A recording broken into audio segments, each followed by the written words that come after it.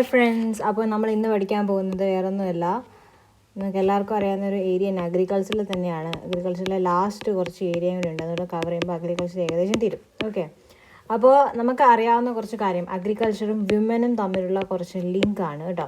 അപ്പോൾ ഫസ്റ്റ് നമ്മൾ അറിഞ്ഞിരിക്കേണ്ട കുറച്ച് കാര്യം എന്ന് പറയുന്നത്, അഗ്രികൾച്ചർ ലാൻഡ് എന്ന് പറയുന്നത്, ഇപ്പോൾ നമ്മൾ അഗ്രികൾച്ചറിനെ പറ്റി പഠിക്കുമ്പോൾ ഏറ്റവും കൂടുതൽ നമ്മൾ അറിഞ്ഞിരിക്കേണ്ട ഒരു കാര്യം എന്ന് പറയുന്നത് വിമൻ്റെ ഇമ്പോർട്ടൻസ് ആണ്. Okay, so women is very much important in agriculture. കാരണം ഒരുപാട് ആൾക്കാർ വീട്ടിൽ നിന്നും എന്ത് ചെയ്യുന്നുണ്ട്, വീട്ടിൽ നിന്നും ജോലിക്ക്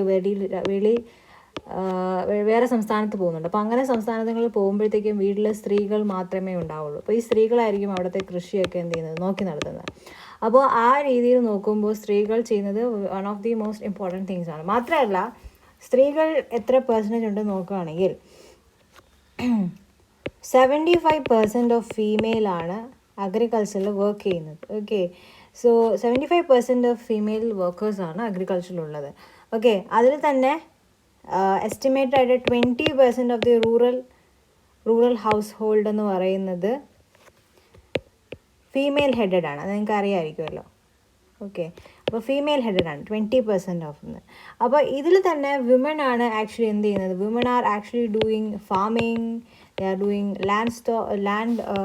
ലാൻഡ് കൾട്ടിവേഷൻ, അതൊക്കെ ചെയ്യുന്നുണ്ട്, ലൈഫ് സ്റ്റോക്ക് ചെയ്യുന്നുണ്ട്. അപ്പോൾ ഇതെല്ലാം വിമൻ ആണ് ചെയ്യുന്നത്. ഓക്കെ, ആ സമയത്ത്. അപ്പോൾ ഈ 20% ഓഫ് ദി ഇതിലും. അപ്പം അഗ്രികൾച്ചർ പ്രൊഡക്ടിവിറ്റി ഏറ്റവും കൂടുതൽ ഡിപ്പെൻഡ് ചെയ്തിരിക്കുന്നത് വിമനെ ബേസ് ചെയ്ത് തന്നെയാണ്.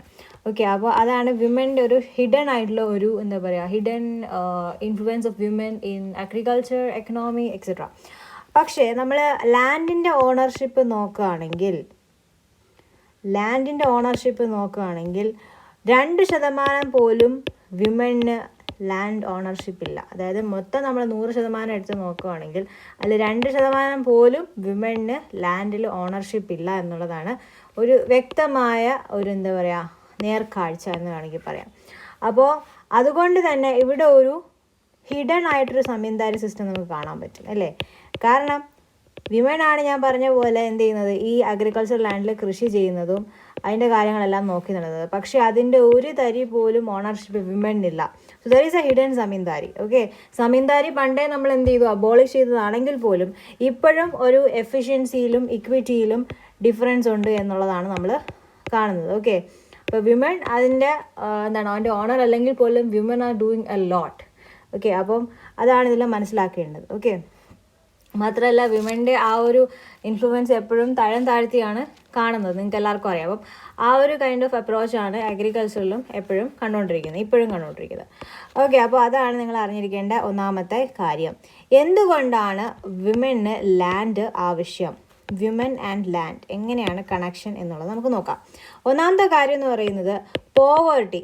ഏറ്റവും കൂടുതൽ പോവേർട്ടി കുറയ്ക്കാൻ സാധിക്കുന്ന ഒരു കാര്യമാണ് ലാൻഡ് ഒരു അസറ്റ് ആയിട്ടുണ്ടെങ്കിൽ അത് ചെയ്യാൻ പറ്റും. അപ്പോൾ ശരിക്കും പറഞ്ഞാൽ അപ്പോൾ ആണുങ്ങളുടെ കയ്യിലാണ് ലാൻഡ് എങ്കിൽ എന്ത് ചെയ്യും, അവർ ഒരുപാട് മിസ്യൂസ് ചെയ്യാനുള്ള കാര്യങ്ങളുണ്ട്. പക്ഷേ വിമൻ അങ്ങനെയല്ല, അവരൊരു ഫാമിലി ഫുൾ കൺസിഡർ ചെയ്യുന്ന ആൾക്കാരാണ്. So most of the means agriculture ഫാമിലിയുടെ കാര്യമാണ് പറയുന്നത്. സോ അവരൊരു പട്ടിണിയായി കിടന്നാലും മക്കളെ പോലും പട്ടിണിക്കിടാത്ത ഒരു കൈൻഡ് ഓഫ് അപ്രോച്ചാണ് വിമനുള്ളത്. ഓക്കെ, അപ്പോൾ പോവർട്ടീനെ രക്ഷിക്കാനായിട്ട് സാധിക്കും if women have ownership in land. രണ്ടാമത്തേത്, direct land transfers to women are likely to benefit not just women but also children.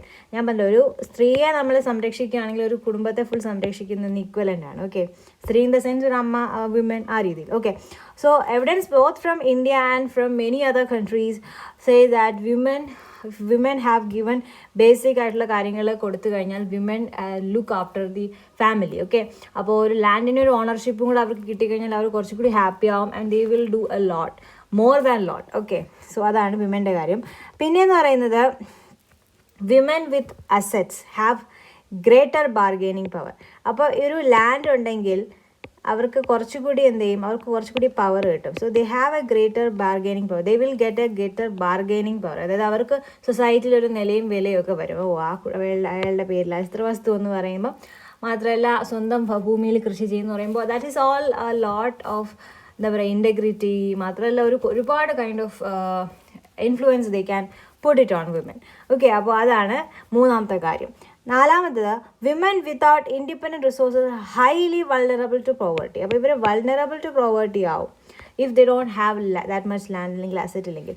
Divorce, destruction, abuse, harassment, ഇതൊക്കെ വിമൻസിന് നേരിടേണ്ടി വരും if they don't have land or ownership ഇല്ലെങ്കിൽ. So അത് നിങ്ങൾക്ക് എല്ലാവർക്കും അറിയാവുന്ന കാര്യമാണ്. നമ്മൾ മിക്ക കേരളത്തിൽ പോലും നമുക്കിപ്പോൾ കാണാൻ കഴിയുന്ന ഒരു സംഗതിയാണ് അല്ലേ, വൾണറബിൾ ടു ഹരാസ്മെൻറ്റ്. ഇപ്പോൾ കൊറോണ ആയ സമയത്ത് വിമൻ്റെ ഹരാസ്മെൻറ്റ് ഏറ്റവും കൂടി നിൽക്കുന്ന സമയമാണ്.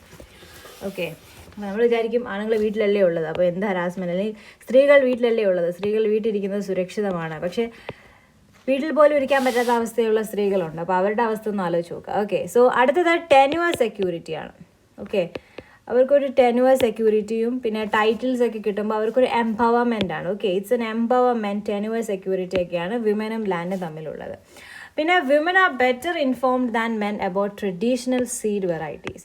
അപ്പോൾ ട്രഡീഷണൽ ആയിട്ട് അവർക്ക് പണ്ട് മുതലേ ഉണ്ടായിരുന്ന സീഡ് വെറൈറ്റീനെയൊക്കെ പറ്റി മെന്നിനേക്കാളും കുറച്ച് കൂടുതൽ വിമൻ അറിയാം എന്നാണ് പറയുന്നത്. അത് മാത്രമല്ല അതിൽ വളരുന്ന ട്രീസ്, ഗ്രാസ് എക്സെട്ര അതിനെ പറ്റിയൊക്കെ നല്ല ഒരു ഇൻഫർമേഷൻ ഉണ്ടെന്നാണ് അവർ പറയുന്നത്. Okay, this can change. Okay, this can change, but this all is very important. മാത്രമല്ല നിങ്ങൾ ന്യൂട്രീഷൻ എടുത്ത് നോക്കുകയാണെങ്കിൽ യു ക്യാൻ സീ വിമനെ ഏർലി മാരേജ് ചെയ്യുന്ന വിമനുണ്ട്. അത് ഇന്നലെ ഞാൻ കണ്ടത്. അത് നമ്മൾ വായിക്കുമ്പോൾ മിക്കപ്പോഴും കാണുന്ന സംഭവമാണ്. അപ്പോൾ ഞാൻ ഇന്നലെ ഒന്നുകൂടെ വായിച്ചു, ആ ഒരു പത്രം ഉണ്ടായിരുന്നു. സോ ആ റിപ്പോർട്ട് ഞാൻ വായിച്ചപ്പോൾ it is set like women എന്ന് പറയുന്നത്, ഇപ്പോൾ നമ്മളൊരു വിമനെ രക്ഷിക്കുകയാണെങ്കിൽ ഓക്കെ, വിമന് പറ്റുന്ന ഏറ്റവും വലിയ പ്രോബ്ലം എന്ന് വെച്ചാൽ ഏർലി മാരേജസ് ആണ്. ഏർലി മാരേജസിൽ പറ്റുന്നത്, ഏർലി മാരേജ് കഴിഞ്ഞ് ഏർലി ആയിട്ട് ചിൽഡ്രൻ ഉണ്ടാവും. അപ്പോൾ ഏർലി ചിൽഡ്രൻ ഉണ്ടാവുന്നതിന് ഒന്നുകിലും വിമന് ഹെൽത്ത് വളരെ കുറവായിരിക്കും. വിമൻ ഹെൽത്ത് അല്ലാതെ കുട്ടിക്ക് പ്രസവിക്കുകയാണെങ്കിൽ കുട്ടി അൺഹെൽത്തി ആയിരിക്കും. മനസ്സിലായില്ല? അപ്പം കുട്ടിക്ക് ഒരുപാട് പ്രശ്നം വരും. അതാണ് ചൈൽഡ് ന്യൂട്രീഷൻ ഇഷ്യൂ വരുന്നത്. അതുകൊണ്ടാണ് പറയുന്നത്, ഇപ്പോൾ നമ്മളിപ്പോൾ വിമൻ്റെ അടുത്ത് നോക്കുകയാണെങ്കിൽ വിമൻ നല്ല എഡ്യൂക്കേറ്റഡ് ആയിട്ടുള്ള വിമൻ ആണെങ്കിൽ, നല്ല എഡ്യൂക്കേറ്റഡ്, അതായത് നല്ലോണം പഠിച്ചിട്ടുള്ള വിമൻ ആണെങ്കിൽ ഉറപ്പായിട്ടും അവർക്ക് ചിൽഡ്രന് നല്ല രീതിയിൽ ന്യൂട്രീഷൻ കൊടുക്കാൻ സാധിക്കും. അവർക്കും അവരെ തന്നെ ടേക്ക് കെയർ ചെയ്യാൻ പറ്റും. അതാണ് വിമനും ന്യൂട്രീഷനും ചിൽഡ്രനും തമ്മിലുള്ളൊരു സൈക്കിൾ. ഓക്കെ, അതായത് വിമൻ ഇവിടെ, ചിൽഡ്രൻ ഇവിടെ. Okay, education, nutrition. So it's all are interlinking. Okay, അപ്പം ആ രീതിയിൽ നിങ്ങൾക്ക് വേണമെങ്കിൽ ഡയഗ്രാമൊക്കെ വരച്ച് സെറ്റാക്കാം. പിന്നെ നിങ്ങൾക്ക് കിട്ടുന്ന ലൈൻ ഇട്ട പേപ്പറായിരിക്കും. സോ അതുകൊണ്ട് നിങ്ങൾക്ക് വരയ്ക്കാനൊക്കെ കുറച്ച് ബുദ്ധിമുട്ടായിരിക്കും, സ്പേസ് അഡ്ജസ്റ്റ് ചെയ്യാനും പാടായിരിക്കും. ഓക്കെ, എന്നാണ് എനിക്ക് തോന്നുന്നത്. നമുക്ക് മറ്റേ തന്നെ we have free space. Okay, നമുക്ക് ലൈൻ ഒന്നുമില്ല. ഓക്കെ, അടുത്തത്, അപ്പോൾ ഇതാണ് വിമൻ്റെ കാര്യം. നിങ്ങൾ അറിഞ്ഞിരിക്കേണ്ട കുറച്ച് കാര്യങ്ങളാണ്. ഇനി 2005 കുറച്ച് മാറ്റങ്ങൾ വന്നിട്ടുണ്ട്. ഈ കേരളത്തിന് ബാധിക്കില്ല, കാരണം കേരളത്തിൽ ഓൾറെഡി മരുമക്കത്തായം സിസ്റ്റം അബോളിഷ് ചെയ്ത് കഴിഞ്ഞായിരുന്നു, മുന്നേ അബോളിഷ് ചെയ്തിട്ടുണ്ടായിരുന്നു. അപ്പോൾ 2005 ഹിന്ദു സക്സഷൻ ആക്ട് 2005 അമെൻഡ് ചെയ്തു. ഹിന്ദു സക്സഷൻ ആക്ട് 1956 ആണ്. സോ ഈ ആക്ട് അമെൻഡ് ചെയ്തതോടുകൂടി സ്ത്രീകൾക്കും പുരുഷന്മാരെ പോലെ തന്നെ ലാൻഡിൽ അവകാശം കിട്ടി. അതായത് ജോയിൻറ്റ് ഫാമിലി സിസ്റ്റത്തിന്, നിങ്ങൾക്ക് അറിയാമായിരിക്കുമല്ലോ, ജോയിൻറ്റ് ഫാമിലി സിസ്റ്റത്തിൽ സ്ത്രീകൾക്കും അവകാശം കിട്ടിയത് 2005 ശേഷമാണ്. ഓക്കെ, പക്ഷേ നമ്മുടെ കേരളത്തിൽ അത് ബാധകമല്ല, കാരണം കേരളത്തിൽ ഓൾറെഡി മരുമക്കത്തായം സിസ്റ്റം അബോളിഷ് ചെയ്ത് കഴിഞ്ഞായിരുന്നു. അതുകൊണ്ട് ജോയിൻറ്റ് ഫാമിലി സിസ്റ്റം ഇല്ല കേരളത്തിൽ. ഓക്കെ, പക്ഷേ ഇത് ജസ്റ്റ് അറിഞ്ഞിരിക്കുക, 2005 ശേഷമാണ് സ്ത്രീകൾക്ക് കുറച്ചുകൂടി ലാൻഡിന് കുറച്ചുകൂടി ലാൻഡിന് ഓണർഷിപ്പ് കിട്ടിയത്. ഓക്കെ, സോ അത് അറിഞ്ഞിരിക്കുക. സെക്ഷൻ 4(2) ആണ് അമെൻഡ് ചെയ്തത്. മാത്രമല്ല സ്ത്രീകൾ, അതായത് ശരിക്കും പറഞ്ഞാൽ സ്വന്തം അച്ഛൻ മരിച്ചു പോയാൽ, ഇപ്പോൾ ഫാദർ മരിച്ചിട്ട് 3 ഡോട്ടേഴ്സൊക്കെ ഉണ്ടെന്ന് വെച്ചാൽ, ഇവർ ഡോട്ടേഴ്സിന് ഒന്നും ഇത് കിട്ടില്ല, ജോയിൻറ്റ് ഫാമിലിയിൽ ഓണർഷിപ്പ് ഇല്ല, ഇദ്ദേഹത്തിൻ്റെ സഹോദരനായിരിക്കും കിട്ടുന്നത്. മനസ്സിലായോ? അപ്പം ഈ സ്ത്രീകൾക്ക് ഒട്ടും അവകാശം ഇല്ലായിരുന്ന അവസ്ഥയിൽ നിന്ന് സ്ത്രീകൾക്ക് പല അവകാശവും കിട്ടി. 2005 വന്നത്. അപ്പോൾ എത്രമാത്രം താമസിച്ചു എന്ന് വേണം ആലോചിക്കാൻ. ഇതേപോലെ മുസ്ലിം ലോയിലും ഇതേപോലെ ഒരുപാട് പ്രശ്നങ്ങളുണ്ട്. ഓക്കെ, അതായത് ഇപ്പം ഒരു കുട്ടിയേ ഉള്ളൂ എന്ന് വയ്ക്കുക, ഒരു കുട്ടിയേ ഉള്ളൂ എങ്കിൽ മരിച്ചുപോയ സഹോദരങ്ങൾക്ക് സ്വത്ത് കിട്ടുന്ന രീതിയിലുള്ള ലോസ് ആണ് അതൊക്കെ. ഓക്കെ, അപ്പോൾ അതാണ് സ്ത്രീകളും ലോയും തമ്മിലുള്ള ഒരു ലിങ്ക്. ഓക്കെ, അടുത്തത് എങ്ങനെയാണ് ലാൻഡ് റിഫോംസിൻ്റെ കാര്യം. ഒരു ആർട്ടിക്കിളുണ്ട്, ഞാൻ ആ ആർട്ടിക്കിൾ ഞാൻ ഇട്ട് തരാം, നിങ്ങൾക്ക് ജസ്റ്റ് ഒന്ന് വായിച്ചു നോക്കാം. ഓക്കെ, അത് വേണമെന്നില്ല. സോ ഇതാണ് ഞാൻ ആ വിമൻ ആൻഡ് ഓക്കെ, സോ ഇനി വേറെ എന്തെങ്കിലും ഉണ്ടോ നോക്കട്ടെ നിങ്ങൾക്ക് പറഞ്ഞു തരാനായിട്ട്.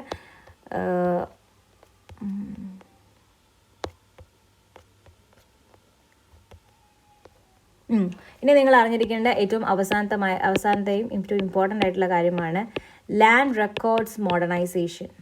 ഞാൻ കഴിഞ്ഞ തവണ പറഞ്ഞായിരുന്നു, ഇപ്പോഴും ലാൻഡ് റെക്കോർഡ്സ് കൈയെഴുത്ത് പത്രികയിൽ നടക്കുന്ന സംസ്ഥാനങ്ങളുണ്ട്. ഒരുപാട് ആധാരങ്ങൾ പറ്റിയിട്ടുണ്ട്, മിസ്സായി പോയിട്ടുണ്ട്.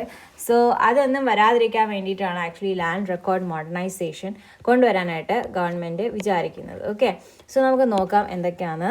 ഫസ്റ്റ് പറയാം, land management may be understood to be comprising of some total of approaches of land, including recognition and vesting of land rights. Okay,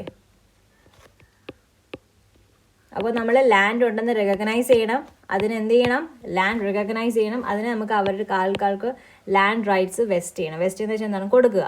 okay, അപ്പം നമ്മൾ ആൾക്കാർക്ക് ലാൻഡ് ഉണ്ടെന്ന് റെക്കഗ്നൈസ് ചെയ്യുകയും അതിന് എന്ത് ചെയ്യുക, ആൾക്കാർക്ക് ലാൻഡ് ഉണ്ടെന്ന് ഉറപ്പ് വരുത്തുകയും ചെയ്യുന്നതാണ് ലാൻഡ് റെക്കോർഡ്സ് മോഡേണൈസേഷൻ്റെ അല്ലെങ്കിൽ ലാൻഡ് മാനേജ്മെൻറ്റ് എന്ന് പറയുമ്പോൾ നമ്മൾ അറിഞ്ഞിരിക്കേണ്ട കാര്യം. അപ്പോൾ എന്താണ് ലാൻഡ് മാനേജ്മെൻറ്റ് എന്ന് ചോദിക്കുകയാണെങ്കിൽ you can write this, it is A recognition and the vesting of land rights.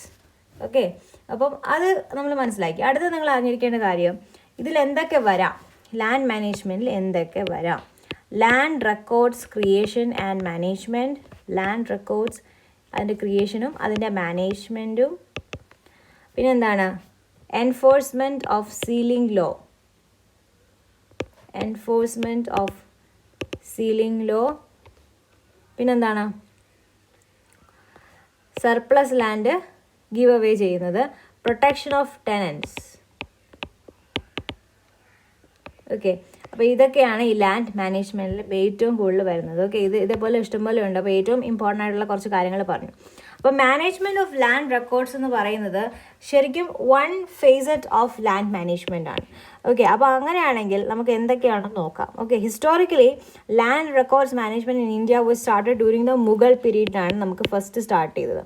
അപ്പോൾ മുഗൾ പീരീഡിൽ സ്റ്റാർട്ട് ചെയ്ത സംഭവമാണ് ഇപ്പോഴും നമ്മൾ എന്ത് ചെയ്യുന്നത്, കണ്ടിന്യൂ ചെയ്തുകൊണ്ടിരിക്കുന്നത്. പിന്നെ അത് ബ്രിട്ടീഷുകാർ അതിൽ കുറേ കാര്യങ്ങൾ ചെയ്തു. പിന്നെ നമ്മൾ ഇൻഡിപെൻഡൻറ്റ് ഇന്ത്യയുടെ സമയത്ത് ചെയ്തു. അപ്പോൾ നിങ്ങളൊരു ആൻസർ എഴുതുമ്പോഴും ഈ ഒരു ഫേസിൽ വേണം എഴുതാൻ, 1, 2, 3 ആ രീതിയിൽ, phase 1, phase 2 അങ്ങനെ എഴുതാൻ പറ്റുന്ന അങ്ങനെ എഴുതുക. ഓക്കെ, ആ രീതിയിൽ എഴുതുക. ഇൻഡിപെൻഡൻറ്റ് ഇന്ത്യയിൽ ഇനീഷ്യൽ ലാൻഡ് റിഫോംസിൻ്റെ വളരെയധികം അതിപ്രസരം ഉണ്ടായിരുന്നു 1950s 1960s. അപ്പോൾ അങ്ങനെ issues of appropriate management of land records remained a neglected theme. നമ്മൾ ഒരുപാട് ലാൻഡ് റിഫോംസ് കൊണ്ടുവന്നു, ലാൻഡ് റിഫോം എന്ന് പറഞ്ഞെങ്കിൽ പോലും ലാൻഡ് റെക്കോർഡ് കറക്റ്റായിട്ട് നമ്മൾ മെയിൻറ്റെയിൻ ചെയ്തിട്ടില്ലായിരുന്നു. അതാണ് നമ്മളിപ്പോൾ ഏറ്റവും കൂടുതൽ അനുഭവിക്കുന്ന പ്രശ്നം. അപ്പോൾ ഒരു number of states even do not bother about the cost of the collection of the mere land revenue. അപ്പോൾ ലാൻഡ് റവന്യൂ എന്നൊരു സംഭവം ഉണ്ട്, അതറിയാലോ, ലാൻഡ് ടാക്സിൽ നിന്ന് കിട്ടുന്നതാണ് ലാൻഡ് റവന്യൂ. അപ്പോൾ ഈ ലാൻഡ് റവന്യൂ കിട്ടണമെങ്കിൽ ഉറപ്പായിട്ടും ലാൻഡിൻ്റെ റെക്കോർഡ് വേണം. എന്നാൽ മാത്രമല്ലേ കാര്യം എടുക്കാനും അടയ്ക്കാനും ഒക്കെ പറയാൻ പറ്റൂ ഗവൺമെൻറ്റിന്. അപ്പോൾ അതാണ് ഇതിലെ കാര്യം. അപ്പോൾ ചാലഞ്ചസ് എന്തൊക്കെയാണെന്ന് നോക്കാം. ലാൻഡ് എന്ന് പറയുന്നത് ഇപ്പോഴും ഇന്ത്യയിൽ ഒരു കോംപ്ലക്സ് ഇഷ്യൂ തന്നെയാണ്. Several line departments of state government are involved in it and colonial British bureaucracy enjoyed a host of administrative, judicial and political power and rule the country to serve the colonial interest. നമ്മൾ British ടൈമിൽ നോക്കുകയാണെങ്കിൽ they were more focused on themselves അല്ലേ. അപ്പോൾ അവരുടെ രീതിയിൽ അവർക്ക് ഏതൊക്കെ രീതിയിൽ അഡ്മിനിസ്ട്രേറ്റീവായ രീതിയിൽ അവർക്ക് എങ്ങനെയാണ് ഹെൽപ്ഫുൾ, ജുഡീഷ്യറി അവർക്ക് എങ്ങനെയാണ് ഹെൽപ്ഫുൾ, പൊളിറ്റിക്കലി എങ്ങനെയാണ് ഹെൽപ്ഫുൾ, ആ രീതിയിലാണ് കൺട്രി റൂൾ ചെയ്തിരുന്നത് അവരുടെ ഇൻട്രസ്റ്റിന് വേണ്ടി, കൊളോണിയൽ ഇൻട്രസ്റ്റിന് വേണ്ടിയിട്ട്. അപ്പോൾ ഇപ്പോഴത്തെ പ്രശ്നം എന്ന് പറയുന്നത് ഒരുപാട് ഗവൺമെൻറ് ഡിപ്പാർട്ട്മെൻ്റ് ഉണ്ട്, അവരാണ് ഇതിൽ നോക്കുന്നത്. റവന്യൂ ഉണ്ട്, ഏതൊക്കെയാണ്, റവന്യൂ, സർവേ, സെറ്റിൽമെൻറ്റ്, രജിസ്ട്രേഷൻ, അങ്ങനെ ഒരുപാട് ഡിപ്പാർട്ട്മെൻറ്റ്സ് ഉണ്ട്, അവരാണ് ഇത് നോക്കുന്നത്. ഓക്കെ, അപ്പോൾ ശരിക്കും പറഞ്ഞാൽ ഒരു ലിറ്റിൽ ഇൻ്റർ ഡിപ്പാർട്ട്മെൻറ്റൽ കോർഡിനേഷനേ ഉള്ളൂ. റവന്യൂ സർവേക്കാരും കണ്ടെടുത്താൽ ആ രീതിയിലാണ്. ഓക്കെ, അതാണ് ഏറ്റവും വലിയ പ്രോബ്ലം. അതുകൊണ്ട് തന്നെ എന്താ പറയുക, ഇത് ആക്ച്വലി ഇതെല്ലാം കൂടെ ചേരുന്ന ഹോളിസ്റ്റിക് ആയിട്ടാണ് നമുക്ക് എന്ത് ചെയ്യുന്നത്, ലാൻഡ് റവന്യൂ കിട്ടുന്നത്. അപ്പോൾ അത് ഇത്രയും ഒരേപോലെ കൊണ്ടുപോകണമെങ്കിൽ മാത്രമേ അവിടെ ഒരു ബെനിഫിറ്റ് ഉണ്ടാവുള്ളൂ, മനസ്സിലായില്ലേ. ഓക്കെ, അപ്പോൾ നമ്മൾ അടുത്ത് നോക്കാം. Land management India has remain largely bureaucratically controlled. നമുക്കറിയാം ബ്യൂറോക്രാറ്റിക്കലി കൺട്രോൾഡ് ആയിട്ടുള്ള ഏരിയ ആണ്. മാത്രമല്ല സാങ്ക്ടിറ്റി ഓഫ് ലാൻഡ് റെക്കോർഡ്സ് എന്ന് പറയുന്നത് ഇൻവയലേറ്റും it is safe only in the hands of revenue officials. അപ്പോൾ റവന്യൂ ഒഫീഷ്യലിൻ്റെ ഹാൻഡിൽ മാത്രം, അതായത് നമ്മുടെ ആധാരം എല്ലാം ഇവിടെ കൊണ്ടുവയ്ക്കുകയാണ്, വില്ലേജ് ഓഫീസിൽ കൊണ്ടുവയ്ക്കുകയാണ് അല്ലേ. So it's under the kind of revenue. അവരുടെ കയ്യിലാണ് ഫുൾ അധികാരം അല്ലേ. അപ്പം അതാണ് ഒന്നാമത്തെ കാര്യം. പിന്നെ people and people's institutions have remained out of the ambit of such management. നമുക്ക് നമ്മുടേതായ ഒരു കുറച്ച് പീപ്പിൾസ് ചാർട്ടർ അതൊക്കെ ഉണ്ടെങ്കിൽ പോലും ഗവർണൻസിന് ആ ഒരു മേഖലയിലുള്ളൂ. പക്ഷേ നമുക്ക് ലാൻഡ് റവന്യൂയുടെ സമയത്ത് അങ്ങനെ വരുന്നില്ല. Over the years, the bureaucracy got loaded with host of other functions and responsibilities. മാത്രമല്ല, statutory requirement for periodical conduct of survey and settlement operation every 15 years could not be adhered.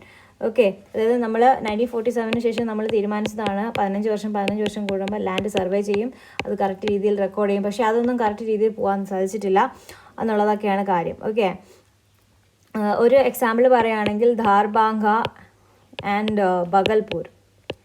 Okay, അവിടെ survey നടത്തിയത് 1964 അത് ഇപ്പോഴും കംപ്ലീഷനിലാണ്. It's still waiting for a conclusive completion.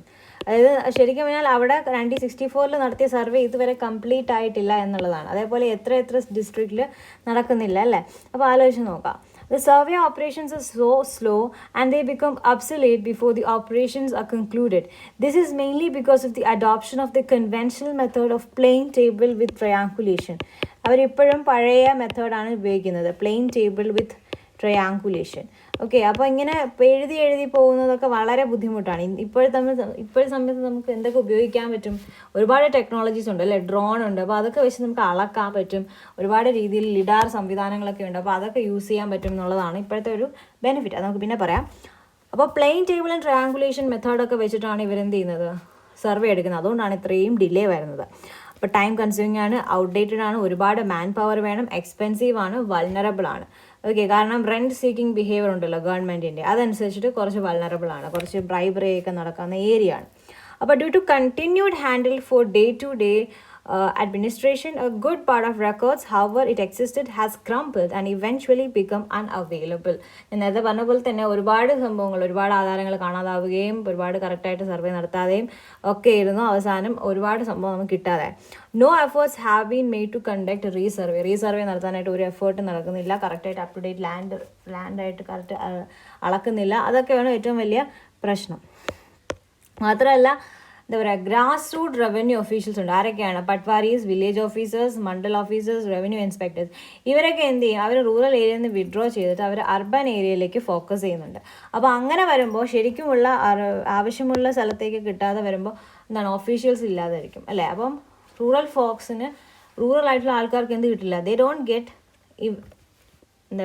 Get that much attention towards the government officials. അവർക്ക് അവരുടേതായ ആവശ്യങ്ങൾ നടത്താൻ പോലും പറ്റില്ല. ഇപ്പം നമ്മളൊരു ഗ്രാമപ്രദേശത്താണെങ്കിൽ തന്നെ ആലോചിച്ച് നോക്കാം, എന്തൊക്കെയാണ് ഒരു വില്ലേജ് ഓഫീസിൽ പോയിട്ട് നമ്മൾ ചെയ്ത് കൂട്ടുന്ന കാര്യങ്ങൾ അല്ലേ. ഒരു സർട്ടിഫിക്കറ്റ് കിട്ടാൻ വേണ്ടി നമ്മൾ 2 വർഷത്തോളം ഇരിക്കും. അവസാനം ആ സർട്ടിഫിക്കറ്റ് കിട്ടിക്കഴിഞ്ഞ് നമ്മൾ മരിച്ചാൽ പോലും ആ സർട്ടിഫിക്കറ്റ് കിട്ടാത്ത ഒരു അവസ്ഥയാണ് ഇവിടത്തേക്ക് ഉള്ള അവസ്ഥകൾ. ഓക്കെ, അപ്പോൾ ഇവിടെ ഇങ്ങനെയാണെങ്കിൽ നോർത്തിലൊക്കെ ഉള്ള അവസ്ഥ നിങ്ങളൊന്ന് ആലോചിച്ച് നോക്കാം. ഓക്കെ, ഇവിടുത്തെ പാതി പോലും നമുക്ക് അവിടെ ഒന്നും ഒരു ഇൻഫർമേഷനും കിട്ടത്തില്ല. ഓക്കെ, സോ അതാണ് ഇതിൻ്റെ ഏറ്റവും വലിയ ഇമ്പോർട്ടൻ്റ് ആയിട്ടുള്ള കാര്യം. മാത്രമല്ല, ഒരുപാട് നമുക്കറിയാം റവന്യൂ കോഡ്സ് ഉണ്ട്, അതൊക്കെ ഒരുപാട് കേസുകൾ കെട്ടിക്കിടക്കുകയാണ്. ഓക്കെ, അപ്പോൾ ശരിക്കും പറഞ്ഞാൽ ഇതെന്തുകൊണ്ടാണ് വരുന്നത്? ഓക്കെ, ഈ റവന്യൂ കോഡ്സിൽ ഇങ്ങനെ കേസ് കെട്ടിക്കിടക്കുന്നത് ഒന്നെന്ന് പറയുന്നത് ലാക്ക് ഓഫ് എക്സസീവ് എൻഗേജ്മെൻ്റ് ആണ്. ഓക്കെ, അതായത് ഭയങ്കരമായിട്ട് കേസുകൾ വരുന്നുണ്ട്. രണ്ടാമത്തത് ലാക്ക് ഓഫ് പ്രയോറിറ്റി. ഓക്കെ, ഏത് കേസാണ് നല്ലത് എന്ന്, അല്ലെങ്കിൽ ഏത് കേസാണ് അത്യാവശ്യം പെട്ടെന്ന് തീർക്കേണ്ടതെന്നുള്ളൊരു ബോധം ആർക്കും ഇല്ല എന്നുള്ളതാണ് അതിലെ കാര്യങ്ങൾ. കേസുകൾ കെട്ടിക്കിടക്കുകയാണ് കേട്ടോ. അതിപ്പോൾ എല്ലാ കോടതിയിലും അങ്ങനെയാണ്, കേസുകൾ കെട്ടിക്കിടക്കുന്നുണ്ട്. Okay, so it's very judicial pendency അതെല്ലാം പറയില്ലേ, justice delayed is equal to justice denied എന്ന് പറയില്ലേ. എല്ലാം മരിച്ചു കഴിഞ്ഞിട്ട് ജസ്റ്റിസ് കിട്ടിയിട്ട് എന്തിനാണ് അല്ലേ. സോ അതാണ് ഒന്നാമത്തെ കാര്യം. ഓക്കെ, സോ റവന്യൂ കോഡിൻ്റെ കാര്യം പറഞ്ഞു. സോ റവന്യൂ കോഡിൽ ഒരുപാട് കേസ് കെട്ടിക്കിടക്കുകയാണ്. സോ അങ്ങനെ ഒരുപാട് പ്രശ്നങ്ങൾ നടക്കുന്നുണ്ട്. ഓക്കെ, മാത്രമല്ല we have to strengthen the rural administration.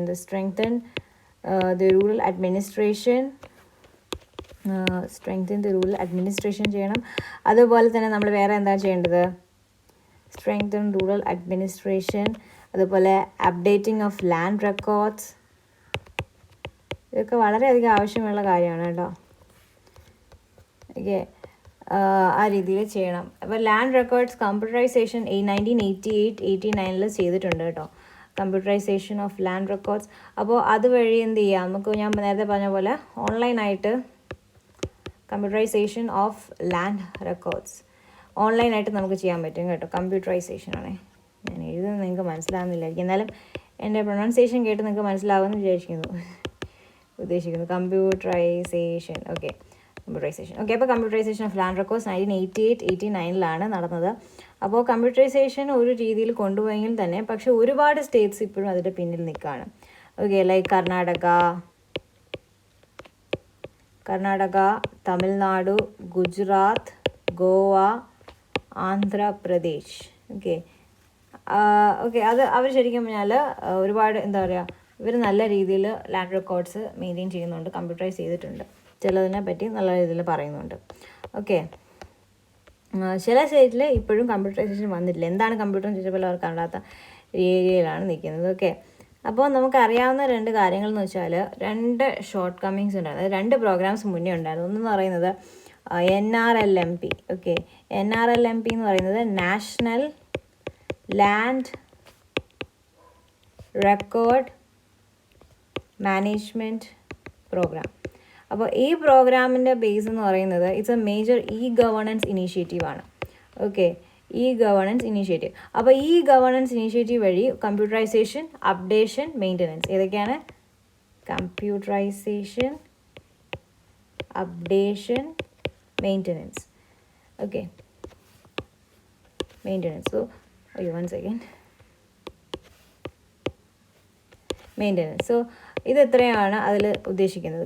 ലാൻഡിൻ്റെ. Okay, ആ രീതിയിലാണ് ചെയ്തിരിക്കുന്നത്. അപ്പം സിറ്റിസൺ സെൻട്രിക് സർവീസസ് ആണ് ഉദ്ദേശിക്കുന്നത് ഇതുവഴി. Citizen centric services. ഈ വേർഡ്സ് ഒക്കെ നല്ലതാണ് കേട്ടോ, നിങ്ങൾക്ക് ആൻസേഴ്സിൽ യൂസ് ചെയ്യാം. അപ്പോൾ അവർ വിചാരിക്കും നിങ്ങൾക്ക് നല്ല വിവരമുള്ള ആളാണെന്ന് കേട്ടോ. ഓക്കെ, അപ്പോൾ സിറ്റിസൺ സെൻട്രിക് സർവീസസ് ആണ്. അതുപോലെ മാപ്പുണ്ട്, certificates like domicile, caste and income, web-based anytime anywhere access to land data, speedy and efficient registration. പക്ഷേ സ്റ്റേറ്റ് ഗവൺമെൻറ്റിന് ഇത് കറക്റ്റായിട്ട് റിലൈസ് ചെയ്യാൻ പറ്റിയിട്ടില്ല എന്നുള്ളതാണ്. As per the latest estimate, an amount of ₹515 crore out of the 538 crore released in last 3 years under land records modernization program remain unspent. ഇത് 2011 കേസാണ് കേട്ടോ. 538 കോടിയാണ് ഇതിന് വേണ്ടി റിലീസ് ചെയ്തത്. അല്ലെങ്കിൽ വെറും 515 കോടിയും ഇപ്പോൾ എന്ത് ചെയ്യാണ്? കെട്ടിക്കിടക്കാണ്. ഓക്കെ, അപ്പോൾ ഇത്രയും രൂപ, ഇതിൻ്റെ ബേസിലുള്ള രൂപ ഇപ്പോഴും കെട്ടിക്കിടക്കുന്നുണ്ട്. 2011 ഫാക്ട് പ്രകാരമാണ്. ഓക്കെ, സോ അത് ഞാൻ പറഞ്ഞില്ലെങ്കിൽ നമ്മളെ എഴുതി വയ്ക്കും. ഓക്കെ, അടുത്തത് അപ്പോൾ നമുക്ക് എന്ത് ചെയ്യാൻ പറ്റും എന്നുള്ളതാണ് ഇതിലുള്ള ക്വസ്റ്റ്യൻസ്. അപ്പോൾ എന്തൊക്കെ ചെയ്യാൻ പറ്റും? ഒന്നെന്ന് പറയുന്നത് ലാൻഡ് ഇഷ്യൂ ഓഫ് ലാൻഡ് എന്ന് പറയുന്നത് നമ്മൾ കറക്റ്റായിട്ട് ഫ്രണ്ടിൽ കൊണ്ടുവരണം. കാരണം ലാൻഡ് നമ്മൾ ഇപ്പോഴും കാണാത്ത ഒരു രീതിയിലൊരു ഇൻഫ്ലുവൻസ് ലാൻഡിന് ഉണ്ടാക്കാൻ പറ്റും. ഞാൻ നേരത്തെ പറഞ്ഞ പോലെ വിമൻ്റെ കാര്യത്തിൽ പോലെ തന്നെ ഒരുപാട് കാര്യത്തിൽ, ഒരുപാട് ഏരിയയിൽ ലാൻഡിന് ഒരുപാട് കാര്യങ്ങൾ ചെയ്യാൻ പറ്റും. അപ്പോൾ അങ്ങനെ ആകുമ്പോൾ ഹൗ ടു ഡു ഇറ്റ് എങ്ങനെയൊക്കെ ചെയ്യാൻ പറ്റും? നാഷണൽ ലാൻഡ് കൗൺസിലുണ്ട്. ഓക്കെ, നമുക്ക് നാഷണൽ ഡെവലപ്മെൻറ്റ് കൗൺസിൽ അറിയാമല്ലോ, അതിൻ്റെ ലൈൻസിൽ നമ്മൾ നാഷണൽ ലാൻഡ് കൗൺസിൽ കൊണ്ടുവരണം എന്നാണ് ഒരു അഭിപ്രായം. ഓക്കെ, അപ്പോൾ നാഷണൽ ലാൻഡ് കൗൺസിൽ കൊണ്ടുവരുമ്പോൾ എന്തൊക്കെ സംഭവിക്കും? ഒരു ഫെഡറൽ സ്ട്രക്ചർ കൊണ്ടുവരും. അപ്പോൾ സ്റ്റേറ്റ്സിന് ഒരു എന്ത് വരും? സ്റ്റേറ്റിനൊരു കോമ്പറ്റീഷൻ വരും. അതായത് ഞാൻ ഇത്രയും ഇലക്ട്രോണിക്കലി ഡാറ്റ സ്റ്റോർ ചെയ്യുന്നുണ്ട്, നിങ്ങൾ എത്ര ചെയ്യുന്നുണ്ട്, നമ്മൾ അതേപോലെ തന്നെ കോമ്പറ്റീറ്റീവ് വരും, കോപ്പറേറ്റീവ് വരും. ആ രീതിയിലൊരു എൻഗേജ്മെൻറ്റ് വരും. പിന്നെയെന്ന് പറയുന്നത് അതായത് അതുപോലെ ടെക്നോളജി യൂസ് ചെയ്യാം, ഡ്രോൺസ് യൂസ് ചെയ്യാം. അങ്ങനെ ടെക്നോളജി ഫ്രണ്ടായിട്ട് കാര്യങ്ങൾ ചെയ്യുക. അതുപോലെ തന്നെ എന്താ പറയുക, നമ്മളിപ്പോൾ ഒരാൾ എന്താ പറയുക വോളണ്ടറി ആയിട്ട് വന്നിട്ട് ഇന്ന കാര്യം ഇത് എൻ്റെ ലാൻഡ് അല്ല എന്ന് പറയുന്ന രീതിയിൽ വോളണ്ടറി കൺഫെഷൻസ് പബ്ലിക് ആക്കുക. അതായത് ഇപ്പം അങ്ങനെ ചെയ്യുമ്പോൾ കൂടുതൽ ആൾക്കാർക്ക് അങ്ങനെ ചെയ്യാനുള്ള പ്രോത്സാഹനം വരും. ഇനി എന്തെങ്കിലുമൊക്കെ നിങ്ങൾക്ക് എന്തെങ്കിലും പറയാനുണ്ടെങ്കിൽ, ലൈക്ക് ഇതിന് എന്തെങ്കിലും സൊല്യൂഷൻസ് നിങ്ങൾക്ക് തോന്നുന്നുണ്ടെങ്കിൽ ജസ്റ്റ് നമ്മുടെ വീഡിയോയുടെ താഴെ കമൻറ്റ് ചെയ്യുക. ഓക്കെ, എന്തൊക്കെയാണ് സൊല്യൂഷൻസ് കൊണ്ടുവരാൻ പറ്റുന്നുള്ളത്. Okay, and let's stop this program. Okay, അപ്പോൾ നമ്മൾ അഗ്രികൾച്ചറിൻ്റെ ഏകദേശമൊക്കെ കഴിഞ്ഞിട്ടുണ്ട്. ഇനി നമ്മളൊരു വലിയൊരു ടോപ്പിക്കാണ് എടുക്കാൻ പോകുന്നത്, tribal land question and land reforms in Kerala. So കേരളയിലെ ലാൻഡ് റിഫോംസ് ആണ്. അത് അടുത്ത വീഡിയോയിൽ ഞാൻ വൃത്തിയായിട്ട് എടുക്കാം. ഓക്കെ, അപ്പോൾ ഇതെല്ലാവർക്കും ഇഷ്ടപ്പെട്ടെന്ന് വിശ്വസിക്കുന്നു. ഇതേപോലത്തെ ഒരുപാട് സീരീസ് ഓഫ് വീഡിയോസ് വരുന്നതായിരിക്കും. നിങ്ങൾക്ക് UPSCക്ക് ഉപയോഗിക്കാം, KSന് ഉപയോഗിക്കാം.